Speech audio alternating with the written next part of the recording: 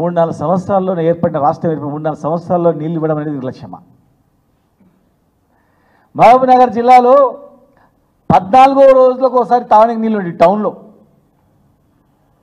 ప్రతి గ్రామంలో నీటి కష్టాలు ఉండేటివి. మరి ఈరోజు ఇంటింటికి నీళ్లు ఇచ్చి నల్లా ఇచ్చి వాటర్ ట్యాంక్ కట్టి ప్రతి గ్రామంలో తాగునీటి కష్టాలు తీర్చినటువంటి కేసీఆర్ గారు మరి ఆ పని చేయడం నిర్లక్ష్యం కిందకి వస్తుందా? 70 సంవత్సరాల్లో కృష్ణానది ఒడ్డున కూడా కనీసం ఆ గ్రామాలకు కూడా తాగడానికి నీళ్ళు లేనటువంటి పరిస్థితి ఉండేది. మరి ఈరోజు పరిస్థితి, ఈ 10 సంవత్సరాల పరిస్థితి ఏ రకంగా ఉంది? ఇంకా అసలు ప్రాజెక్టులు అడ్డుకునేటువంటి అన్నమాట. మేము చెప్తున్నాం కదా ఈ వేదిక ద్వారా, ఎవరు అడ్డుకున్నారో చెప్పండి, మేమే ముందుంటాం. పాలమూరు రంగారెడ్డి జిల్లా ప్రాజెక్టు ఒక 40-50 రోజులు కష్టపడితే అయిపోయేది. అది పాలెం దగ్గర నీళ్ళల్లో మునిగిపోయి మోటార్లు కాలిపోయినాయి, అవి పంపింగ్ చేయట్లేదు. 40-50 రోజులలో కంప్లీట్ అయ్యేటువంటి పాలమూరు రంగారెడ్డి జిల్లా ప్రాజెక్టు కంప్లీట్ చేయడానికి మీరు ప్రయత్నం చేస్తే కాలాలు అడ్డబేష్టమా? ఆయన టెండర్లు క్యాన్సిల్ అయినాయి, టెండర్లు ఇవ్వట్లేదు. 2014 కన్నా ముందు ఆ జిల్లాలో తాగునీటి పరిస్థితి ఏముంది, ఈరోజు ఏముంది? ఆ రోజు 14 కన్నా ముందు ఎన్ని లక్షల ఎకరాలకు పంటలు పండినాయి, ఈరోజు ఎంత పంట పండింది? తాగునీటి కష్టాలు ఏంటి? రైతుల యొక్క వాల్యూ ఏంటి? రైతుల భూమి విలువ ఏంది? ఆ రోజు ఏంది, ఈ రోజు ఏంది? గ్రామాల్లో ఉంటే రైతుల పరిస్థితి ఏంటి? వాళ్ళ స్థితిగతులు ఏంది? 2014 రాష్ట్రం ఏర్పడక ముందు బాగున్నాయా? ఈ 10 సంవత్సరాలు ఏమైనా ఖరాబ్ చేసినామా? నిర్లక్ష్యం వల్ల ఏమైనా ఖరాబ్ అయిపోయిందా? ఏం ఖరాబ్ అయింది? ఏం నష్టం జరిగింది?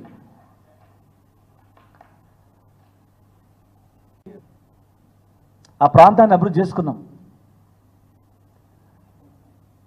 ఈరోజు మీరు కురుమూర్తి దేవాలయానికి ఇచ్చారు, సంతోషం.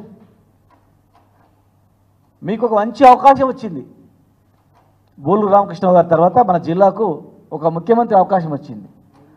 దాన్ని మీరు సద్వినియోగం చేసుకొని ఉమ్మడి మహబూబ్నగర్ జిల్లాను అభివృద్ధి చేస్తే మేము సంతోషపడతాం. ఒకవేళ మా సలహాలు సూచనలు అడిగినా మేము ఇస్తాం, పనిచేయడానికి పిలిచినా వస్తాం. కానీ ప్రశ్నించిన వాళ్ళని గొంతు నొక్కే పరిస్థితి, అడిగే వాళ్ళని పైన కేసు పెట్టి లోపల వేస్తే పరిస్థితి ఆ జిల్లాలో ఉందా లేదా? ఏ అమర్ రాజా కంపెనీ గురించి మాట్లాడి సంతోషం, కానీ అమర్ రాజా కంపెనీ ఎట్లొచ్చిందని కూడా మాట్లాడితే బాగుండేది. యువత వచ్చిందంటే కూడా బాగుండేది కదా. మీ యువతకే గొప్ప పేరు వచ్చేది కదా. మేము మా ప్రభుత్వ హయాంలో కాంగ్రెస్ ప్రభుత్వం వచ్చినటువంటి ప్రాజెక్టులను మేము కొనసాగిస్తామని చెప్పినాం, రన్నింగ్ ప్రాజెక్టులు చేసినామని చెప్పినాం. వైఎస్ రాజశేఖర రెడ్డి గారు ప్రారంభించినటువంటి ఆరోగ్యశ్రీని కొనసాగిస్తామని చెప్పినాం. మీరు కూడా అమరాజా కంపెనీ 400 ఎకరాలు అక్వైర్ చేసి శ్రీనివాస్ గౌడ్ గారి నేతృత్వంలో మరి కేసీఆర్ గారు, కేటీఆర్ గారు పట్టుకొని జిల్లా ఎమ్మెల్యే అందరూ కలిసి ఆ ప్రాజెక్ట్ తెచ్చిర్రు అని చెప్తే కూడా బాగుండేది కదా. మేము తీసుకొచ్చిన ప్రాజెక్ట్ కన్నా కష్టాలు పడి ఒప్పించి మేము ప్రాజెక్ట్ తెచ్చినప్పుడు ఇదే అక్కడ ఏమన్నారంటే ఇది పొల్యూషన్ అన్నారు. పొల్యూషన్ ఉండదు, జీరో పొల్యూషన్ అంటే కూడా అసత్య ప్రచారాలు చెప్పారు ఎలక్షన్స్ వల్ల. 10,000 ఉద్యోగాలు ఇచ్చే ప్రాజెక్ట్ అది. నేనే స్వయంగా కేసీఆర్ గారి నేతృత్వంలో కేటీఆర్ గారిని పట్టుకొని మరి కంపెనీ వాళ్ళతో మాట్లాడి ఆ ప్రాజెక్ట్ తెచ్చినాం. 10,000 మందికి ఉద్యోగాలు ఇచ్చే ప్రాజెక్ట్ అది. 10,000 మందికి కూడా స్థానికులకే ఇవ్వాలి, ఆ కండిషన్తోనే ఆ భూమి వాళ్ళకి ఇవ్వడం జరిగింది. ఒక 1000 రిక్రూట్మెంట్ అయినాయి, 1000 ఉద్యోగాలు. ఇప్పుడు 1000 ఉద్యోగాలు రిక్రూట్మెంట్ అవుతున్నాయి. ఎవ్రీ ఇయర్ 1000 నుంచి 1500 అట్లా ఒక 5 ఇయర్స్లో 10,000 ఉద్యోగాలు ఇస్తామని చెప్పి మాట ఇచ్చినందుకే ఆ భూములు ఇచ్చినాం, అన్ని వసతులు ఏర్పాటు చేసినాం. అలాంటిది అమర్రాజు లాంటి కంపెనీలు మన జిల్లాకు తీసుకురండి. మీకు ముఖ్యమంత్రిగా మీరు అనుకుంటే పెద్ద సమస్య కాదు అది. అలాంటివి ఒక 14 నియోజకవర్గాల్లో అలాంటివి ప్రతి కాన్స్టిట్యున్సీకి 2, 3 తీసుకురండి. హైదరాబాద్ దగ్గర గంట వ్యవధిలో పోవచ్చు. రోడ్లు అన్నీ వేసినాం, అన్నీ ఉన్నాయి. మేము కంపెనీ పెట్టినప్పుడేమో పొల్యూషన్ అన్నారు, నేను తెచ్చిన కంపెనీ ఉద్యోగాలు ఇప్పిస్తామన్నారు. కొత్త కంపెనీలు తీసుకురండి. ఆ కంపెనీ యజమానులను అక్కడ కొంతమంది ఇబ్బంది పెడతా ఉన్నారు. వాళ్ళని నియంత్రించండి. మనం రకరకాలుగా వేధిస్తూ ఉన్నారు. ఇప్పుడు ఈ చెప్తే కూడా బాగుండదు, ఎందుకంటే మళ్ళీ వాళ్ళు ఇబ్బంది పెడతారు ఎట్లా చెప్పిరని. కనుక మీరు కంపెనీ పెట్టే వాళ్ళను ఎవరు ఇబ్బందులు పెడతారో ఇబ్బందులు పెట్టకుండా మీరు కాపాడండి. కొత్త కంపెనీలు వచ్చేటట్లు ఏర్పాటు చేయండి. ఇదే మహబూబ్నగర్లో చదువుకున్నటువంటి వాళ్ళు ఉన్నారు, విద్యార్థులు ఉన్నారు, ఇంజనీరింగ్ చేసినటువంటి వాళ్ళు ఉన్నారు. కొత్త కొత్త పరిశ్రమలు తీసుకురండి. ప్రజలు వ్యతిరేకించే పరిశ్రమలు కాకుండా ప్రజలు కోరుకునే పరిశ్రమలు తీసుకురండి. మేము జేఎన్టీ క్యాంపస్ జియో తెచ్చినాం. జేఎన్టీ క్యాంపస్ జియో పాలమూరు యూనివర్సిటీలో కూడా ఇంజనీరింగ్ కాలేజ్, లా కాలేజ్ అనేక కోర్సులు ప్రతి సంవత్సరం వస్తున్నాయి. ఈ సంవత్సరం 2 కోర్సులు తెచ్చారు, సంతోషం. మేము ఉన్నప్పుడు ప్రపోజల్ చేసినాం, మీరు తెచ్చిండ్రు. జేఎన్టీ క్యాంపస్ కూడా ఉంది పెద్దది, జియో తెచ్చినాం, అది కంప్లీట్ చేయండి. ఈరోజు కురుమూర్తి దేవాలయానికి 110 కోట్లు మీరు ఇచ్చిండ్రు, మాకు చాలా సంతోషం. మా దేవుడు మనందరి దేవుడు. ఇవాళ మన్నెంకొండ దేవస్థానానికి దాదాపు 140 కోట్ల వర్కులు టెండర్ అయినాయి, టెండర్ కంప్లీట్ అయినాయి. ఇవాళ మీరు 110 కోట్ల వర్కులు అడ్మినిస్ట్రేటివ్ శాంక్షన్ ఇస్తే సంవత్సరం కావాలి స్టార్ట్ కానికి, కంప్లీట్ కావడానికి.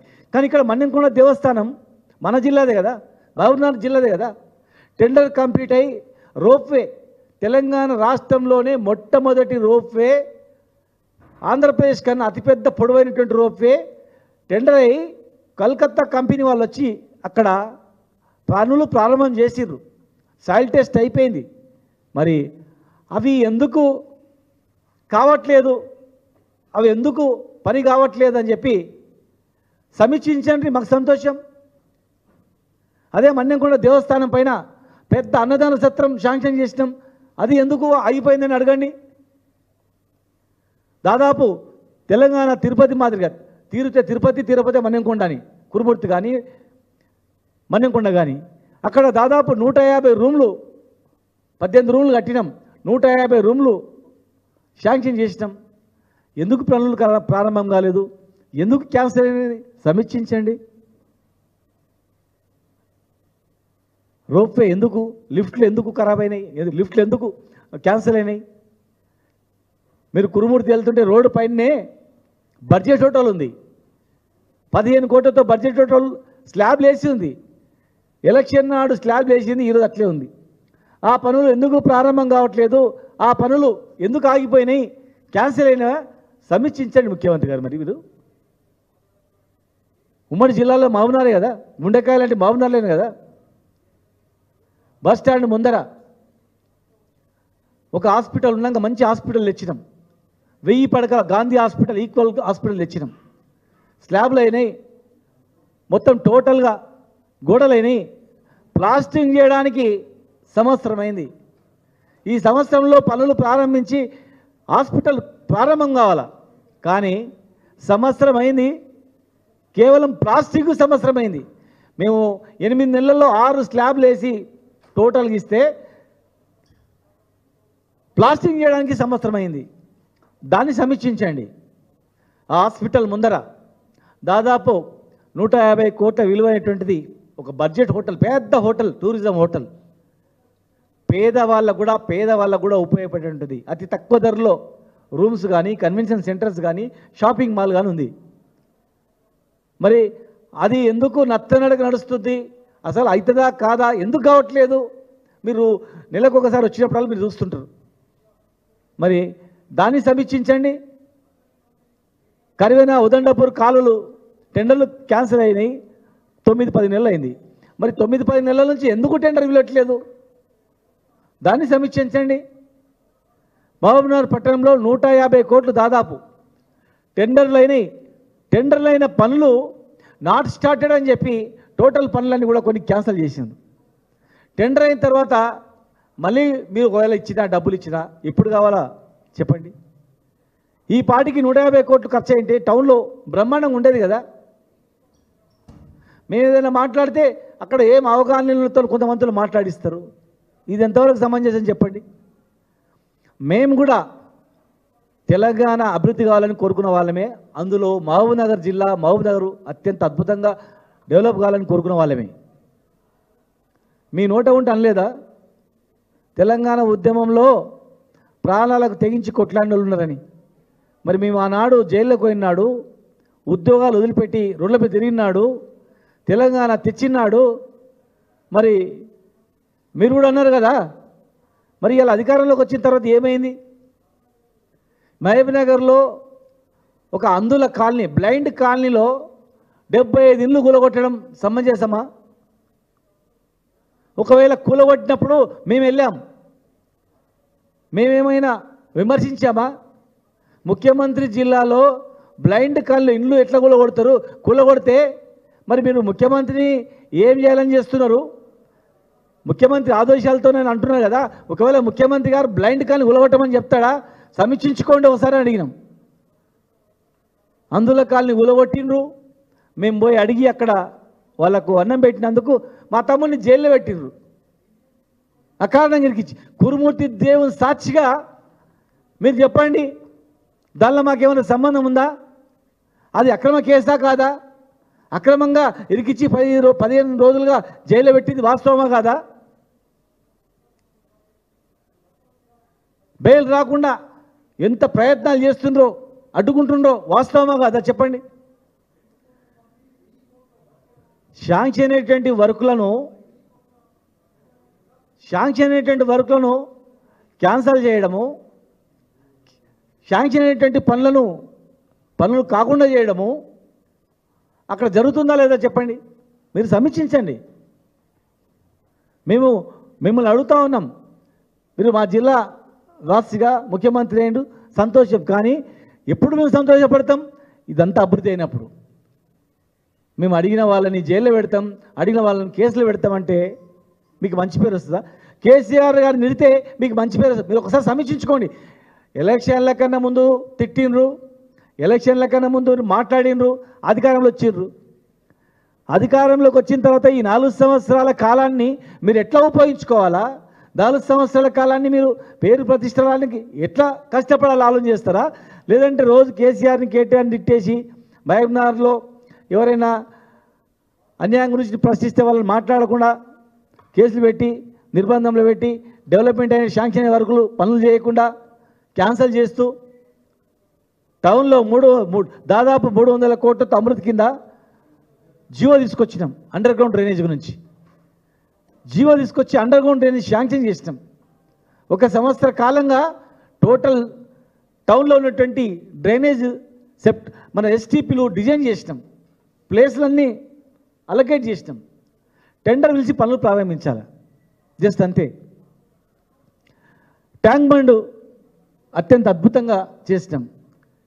స్టేడియంలు, ఇంకా ఎన్నో చెక్ డ్యామ్లు, కందూరు నుంచి కోయిల్ సాగర్ వరకు ఎన్నో చెక్ డ్యామ్లు, గొండ్యాల నుంచి కోయిల్ సాగర్ వరకు ఎన్నో చెక్ డ్యామ్లు. టెండర్లు అయినటువంటి కూడా ప్రారంభం కావట్లేదు. టెండర్ అయినటువంటి వర్కులు కూడా మీరు ముందుకు పోనీయకుండా చేస్తూ ఉన్నారు. మేము సహకరిస్తాం మీకు అని చెప్తే ఏనాడైనా మా జిల్లా ఎమ్మెల్యేలు మేము ఒక పని సహకరించకుండా మేము అడ్డుకున్నామా? 10 సంవత్సరాలు మేము ఎమ్మెల్యేలుగా పనిచేసిన మేము అందరం కూడా మంత్రులుగా పనిచేసిన మేము ఈ పని వద్దని చెప్పి మేము అన్నామా? 40-50 రోజులలో కంప్లీట్ అయ్యేటువంటి పాలమూరు రంగారెడ్డి జిల్లా ప్రాజెక్టు, ఉదండాపూర్ కరీంనగర్ రిజర్వాయర్లు 90% కంప్లీట్ అయినాయి. కంప్లీట్ అయినటువంటి ప్రాజెక్టులను కాళ్ళలో తవ్వితే నీళ్ళు వస్తాయి, ఈ పార్టీకి నీళ్ళు వచ్చేటివి. టెండర్లు విలువట్లేదు. మాట్లాడితే మేము మాట్లాడినామంటే మాట్లాడిన వాళ్ళపైన కేసులు పెట్టడం, భయపెట్టియడం. ఏం నేర్పుతున్నారని మీరు? మేము ఎప్పుడు కూడా పాలమూరు ప్రాజెక్టుకు మేము అడ్డం కాదు. కేసీఆర్ గారి నేతృత్వంలో ఎప్పుడు నిర్లక్ష్యం కాలేదు. ఆయన నేతృత్వంలో జిల్లా సస్యశ్యామలమైంది. ఆయన నేతృత్వంలో గుడులు, గోపురాలు, మసీదులు, దర్గాలు, చర్చిలు, అన్ని వర్గాల రైతుల నుంచి మొదలుకుంటే ప్రతి కులము, ప్రతి వర్గము సంతోషంగా ఉంది. ఇవాళ 11 నెలల్లో మీరు గ్రామాలలో ఏం జరుగుతుందో చూడండి, సమీక్షించుకోండి. మా పైన కేసులు పెట్టి ఇవాళ మేము పోలీస్ స్టేషన్కి వెళ్ళి ఎందుకు కొడతారయ్యా, చట్టంలో ఎక్కడుంది, మేమైనా తప్పు మాట్లాడినారంటే మాట్లాడిన దానికి నా పైన కూడా కేసు, నాతో పాటు ఉన్నటువంటి మాజీ చైర్మన్ల పైన కేసు. మేమేమైనా సంఘ విద్రోహ శక్తులమా? తెలంగాణ తెచ్చిన వాళ్ళమండి మేము. తెలంగాణ గురించి ప్రాణాలు అర్పించడానికి సిద్ధమైన వాళ్ళం మేము. తెలంగాణ రాష్ట్ర సాధనలో మాదొక అద్భుతమైనటువంటి పాత్ర ఉంది. 10 సంవత్సరాల్లో గెలిచిన తర్వాత ఇంట్లో వండుకోలే మేము. రేయి మగళ్ళు కంటికి రెప్పల ఉమ్మడి జిల్లాను మేము కాపాడుకున్నాం. అందరు సమన్వయంతో ఉన్నాం. 11 నెలల్లో ఏమి అభివృద్ధి జరిగింది ఉమ్మడి జిల్లాకి చెప్పండి. ఇప్పుడు ఇవన్నీ మీరు సమీక్షించుకోండి. 2014 కన్నా ముందు ఎన్ని జీవోలు వచ్చినాయి, ఎన్ని శాంక్షన్స్ అయినాయి, ఎన్ని టెండర్లు అయినాయి చెప్పండి. జోగులాంబ ఆలయానికి కూడా 90% వరకు కంప్లీట్ చేసినాం మేము. ప్రతి దేవాలయానికి ఇచ్చినాం మేము. మీరు ఇవ్వండి, మీరు ఇంకా నిధులు ఇవ్వండి. పెండింగ్ పనులన్నీ మీరు కంప్లీట్ చేయండి. పెండింగ్ పనులు క్యాన్సిల్ చేస్తే ఏమైనా మంచి పేరు వస్తుందా మీకు? పెండింగ్ పనులు క్యాన్సిల్ చేస్తే ఏదైనా అభివృద్ధి జరుగుతుందా? పెండింగ్ పనులు మీరు కంప్లీట్ చేస్తే మీకు కూడా పేరు వస్తుంది కదా. మీరే కదా ఇనాగరేషన్ చేసుకునేది. మేము బ్రిడ్జిలు కట్టినాం, ఎగ్జామ్లు కట్టినాం, మీరు ఇవాళ పోయి ఓపెన్ చేసుకుంటున్నారు. మీ ఆత్మసాక్షికి తెలుసు ఇది ఎవరు చేసిందని. మేము కూడా ఏమంటున్నాం, చేసుకోండి. మేము మా వాళ్ళు ఏం అడ్డుకుంటలేరు. మేము చేసినాం కదా, మేము ఆల్రెడీ టెంకాయ కొట్టినాం, ఆల్రెడీ ఇనాగరేషన్ చేసినాం, ఆల్రెడీ ఫౌండేషన్ చేసినాం, మళ్ళీ ఇట్లా చేస్తున్నాం అంటలేం. చేసుకోండి, కానీ కొత్త పనులు చేయండి. క్యాన్సిల్ చేయకండి పాత పనులు. మాకు పేరు వస్తుంది కదా, ఈ పని చేస్తే, ఈ రోడ్ వేస్తే నాకు పేరు వస్తుంది, ఈ కాళ్ళల్లో తీన పేరు వస్తుంది, అటువంటి కక్షపూరితమని చేయకండి. అన్ని జిల్లాల్లో మర్చిపోతారేమో. మరి మన జిల్లా ఎన్నో ఓదారు అందరు కలుసుకుంటారు కదా, సావు కాన్నో బతుకులు కాన్నో. అరే అధికారంలో ఉండి 5 ఏళ్ళు ముఖ్యమంత్రిగా ఉండి ఇగో మనల్ని మన పనులు తెచ్చిన పనులు క్యాన్సిల్ చేసిండ్రు. మన ఇంకొంట రోపే క్యాన్సిల్ అయిపోయింది, డ్యూటీపల్లి నుంచి వచ్చి అండర్ ఫిట్ రోడ్ క్యాన్సిల్ అయిపోయింది, జంగల్ సఫారీ పోయింది, ట్యాంక్ బండ్ మొత్తం అనేకాంతం అయిపోయింది, రోప్వే పోయింది, కోయిల్సార్ కింద కాలువలు పోయినాయి అనేది చర్చించుకోవడం, మాట్లాడుకోవడం నీకేమైనా పేరు వస్తుందా చెప్పండి. మీరు ఒక్కసారి ఒకరోజు ఒక సోషల్ మీడియా మొత్తం చూడండి. ఒకరోజు గ్రామాలు ఏమనుకుంటాం, మీ కార్యకర్తలు నిజాయితీ కార్యకర్తలు నీకు నమ్మకమైన వాళ్ళు పిలుచుకొని అడగండి, ప్రజలు ఏమనుకుంటున్నారు, ప్రజలు ఏం కోరుకుంటున్నారు, మీ నుంచి ఏది ఆశిస్తున్నారు, మిమ్మల్ని ఏది ఆశించి ముఖ్యమంత్రి స్థాయిలో కూర్చునబెట్టినరు, ఈరోజు ఏ నమ్మకంతో ముఖ్యమంత్రి స్థాయిలో కూర్చోబెట్టిన తర్వాత మీరు వాళ్ళు అనుకున్నది చేస్తుండ్రా లేదని చూడండి.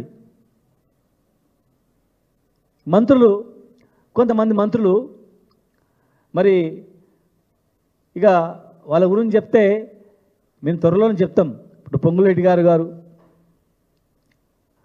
పొంగులేటి శ్రీనివాసరెడ్డి గారు, తర్వాత రకరకాల మంది మాట్లాడుతూ ఉన్నారు ఇష్టానుసారంగా. వాళ్ళు మీరు 4 సంవత్సరాలు ఉంటారు కదా మంత్రులు, మీరు 4 సంవత్సరాల తర్వాత మళ్ళా మా ప్రభుత్వం వస్తుంది అనుకోండి. మీరు 4 సంవత్సరాల తర్వాత మమ్మల్ని కూడా ఇట్లా ప్రశ్నిస్తారు కదా అని అనుకోండి, ఊహించండి. మీరు నేర్పిన విద్యనే మళ్ళీ పునరావృతం కాదా? అధికారం మీద దృష్టి పెట్టండి, పరిపాలన మీద దృష్టి పెట్టండి. కక్ష సాధింపులు ఎందుకు? మీకు ప్రభుత్వం అధికారంలో ఇచ్చి సమయాన్ని వృధా చేసుకొని కక్ష సాధింపులు పెట్టుకొని సాధించేది ఏమిది? మీకు ఏ నమ్మకంతో మీకు పదవులు అట్ట పెట్టిండ్రో, మీ గవర్నమెంట్ మీకు ఇచ్చిందో దాని మీద దృష్టి పెట్టకుండా గొంతు నొక్కే పరిస్థితి చేసి, ప్లస్ పనులను క్యాన్సిల్ చేస్తూ, ప్రశ్నించే వాళ్ళపైన కేసులు పెడుతూ జైల్లోకి పంపిస్తామని భయపెట్టడం పద్ధతి అయితే కాదు. అది తాత్కాలికంగా మీకు ఉపశమనం కలగవచ్చు, శాశ్వతం కలగదు. మీరే గవర్నమెంట్ వచ్చిన తర్వాత నెల రోజుల వరకు ఎట్లా ఉంది ప్రజలలో, తర్వాత ఈ 10 నెలల్లో ఎట్లుంది ప్రజలలో మార్పు అనేది సమీక్షించుకోండి. మీకు బ్రహ్మాండంగా అనిపిస్తే అదే కొనసాగించండి. కేసులు పెట్టడం, ప్రశ్నించే వాళ్ళను గొంతు నొక్కడం, బెదిరియడం చేస్తూ పోండి. తెలంగాణ అనేది ఒక పెద్ద తిరుగుబాటు వస్తుంది. తెలంగాణ తిరుగుబాటు అనేది అనేక ఉద్యమాలు ఇక్కడ పుట్టినటువంటివి. నెత్తిని ఎత్తుకుంటారు, ప్లస్ వాళ్ళే మళ్ళీ బండకేసి కొడతారు. అటువంటి పరిస్థితి ఉంటుంది ఇక్కడ. కనుక వచ్చిన అవకాశాన్ని ఉపయోగించుకుంటే చిరస్థాయిగా నిలిచిపోతారు. అవకాశాన్ని ఉపయోగించుకోకుండా దుర్వినియోగం చేస్తే అది ప్రజలు కూడా దాన్ని క్షమించరు. మేము ఎప్పుడు అడ్డుకోం. పాలమూరు అభివృద్ధిని ఎవరైనా అడ్డుకుంటారంటే ముందు వరుసలో మేము ఉంటాం. ఉమ్మడి జిల్లాలో పారదర్శకం తీసుకొని సమాంతరంగా మీరు అభివృద్ధి చేయండి. మీరు ఒక జిల్లాకో ఒక కాన్స్టిట్యూన్సీకి కాదు ఈరోజు రాష్ట్రానికి. కనుక రాష్ట్రానికి ముఖ్యమంత్రిగా అయింది మీరు. మరి మన జిల్లాకు చేసుకోవడానికి ఈరోజు అవకాశం వచ్చింది. మీరు అభివృద్ధిలో మేము ఎప్పుడు అడ్డుకోరు, ఎవరు అడ్డుకోరు. జరగలేదంటే మేము కూడా ఒప్పుకోం. 10 సంవత్సరాలు నిర్లక్ష్యం అంటే కూడా మేము ఒప్పుకోం. మేము చేసినాం, మేము ఎంత ఖర్చు పెట్టినాం ఈ జిల్లాకు లెక్కలు తీయండి. మాకన్నా మీరు 10 అంతలు ఖర్చు పెట్టండి, 10 అంతలు మీరు జిల్లాను అభివృద్ధి చేయండి, మేము కూడా సంతోషం చేస్తాం. కానీ నిర్బంధాల మధ్యలో భయపెట్టించి నడుపుతామంటే అది నష్టం మీకే. కేసీఆర్ హయాంలో నష్టం జరిగేది జిల్లాకు బతుకుదెరువు నుంచి వచ్చే పరిస్థితి వచ్చింది. కర్నూలు నుంచి, రాయచూరు నుంచి, కర్ణాటక, రాయచూరు, ఆంధ్రప్రదేశ్ నుంచి బతకడానికి ఇలా మన జిల్లాకు వస్తున్నారు. పరిశ్రమలు కావాలి, చదువుకున్న విద్యార్థులు చాలామంది ఉన్నారు. మనం కష్టపడి ఇంతో అంతో అమరావతి లాంటి కంపెనీ తెచ్చినాం. జడ్చర్ల దగ్గర కూడా కొన్ని కంపెనీలు తీసుకొచ్చినాం. మీరు అలాంటివి 100 కంపెనీలు ఇచ్చే అవకాశం ఉంది. నిరుద్యోగుల యువకులకు ఇలా గొప్ప అవకాశం మీ చేతిలో ఉంది, చేయండి. ముఖ్యంగా రైతులు కన్న కష్టాలు పడుతున్నారు. వెంటనే ఆ 15,000 రూపాయలు రైతు బంధు విడుదల చేయండి. రుణమాఫీ కంప్లీట్ కాలేదు, అయిందని మీరు చెప్తున్నారు.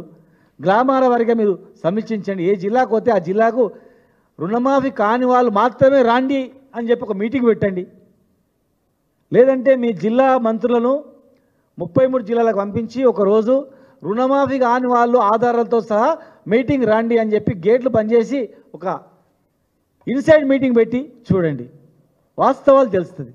మీరు వాస్తవాలు పక్కకు పెట్టి చెప్పిన మాటలు అన్నీ అయినాయి అనుకుంటే కాదది. ఖచ్చితంగా మేము మా అనుభవాన్ని మీరు ఉపయోగించుకుంటే జిల్లా అభివృద్ధిలో మేము చేస్తాం. లేదు మీరు చేస్తే చూస్తాం. కానీ మేము చేసింది ఏం చేయలేదంటే మాత్రం మేము ఎవరం కూడా దానికి ఒప్పుకోం. ఖచ్చితంగా మహబూబ్నగర్ వెనుకబడినటువంటి వెనకటి చంద్రబాబు నాయుడు గారు మా జిల్లా చెప్పి ప్రపంచ బ్యాంక్ వచ్చినప్పుడల్లా మా జిల్లాకు తీసుకొచ్చి ఎదురుసారి ఊర్లో ఇళ్ళన్నీ తాళాలు ఉన్నాయి, మొత్తం గుడిసెలన్నీ పడిపోయినాయి అని చెప్పి మా జిల్లాను చూసి అప్పు తీసుకుపోయి ఈ అప్పుతో వాళ్ళ ప్రాంతాన్ని అభివృద్ధి చేసుకుంటుండే. అంటే దానికి మా ఉపయోగపడుతుంది మా జిల్లా. 10-20 సంవత్సరాలు దత్తత తీసుకొని దివాలా తీయించినప్పుడు మేము ఈ 10 సంవత్సరాలు ఏం చేసినాం అనేది మా కళ్ళ ముందర మేము చూపిస్తాం. ఉమ్మడి జిల్లా అభివృద్ధి గురించి మీరు నివేదిక ఇవ్వమంటే కూడా మేము తీసుకొచ్చి ఇస్తాం. లేదు చర్చకు రమ్మంటే కూడా మేము వస్తాం. కానీ ఏం జరగలేదంటే మాత్రం మేము ఒప్పుకోం. మీరు దానికి 100 రెట్లు 10 అంతలు చేయండి, మేము కూడా సంతోషిస్తాం. దయచేసి కక్ష సాధింపు చర్యలు చేయొద్దని, కేసులు నిర్బంధాలు అనేది ఉండొద్దని చెప్పని పత్రికా ముఖ ద్వారా మేము ముఖ్యమంత్రి గారికి విజ్ఞప్తి చేస్తా ఉన్నాం.